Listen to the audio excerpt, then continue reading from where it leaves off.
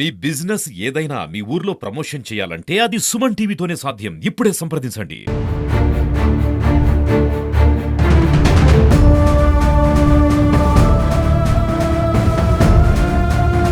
Welcome back to Suman TV.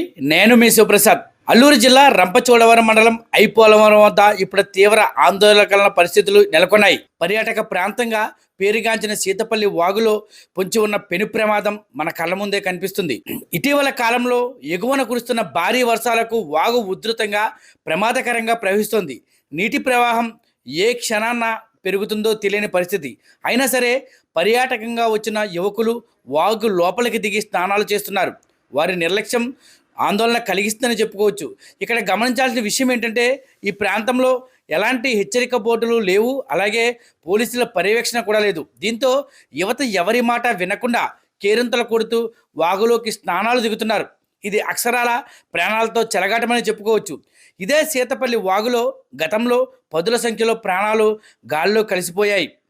బండరాళ్ళ నడుమ వాగు లోతు తెలియక ఆకస్మికంగా పెరిగే నీటి ప్రవాహంలో చిక్కుకొని ఎంతోమంది ప్రాణాలు కోల్పోయిన విషాద గాథలు ఈ ప్రాంతానికి ఉన్నాయి.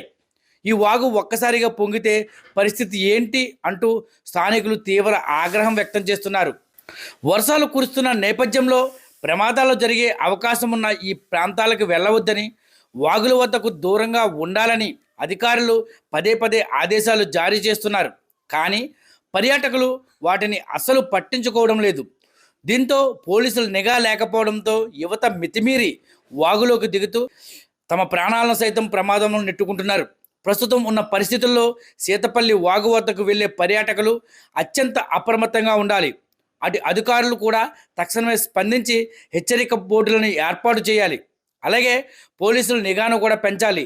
నిర్లక్ష్యం చేస్తే మరో ప్రాణ నష్టం జరగడం ఖాయం.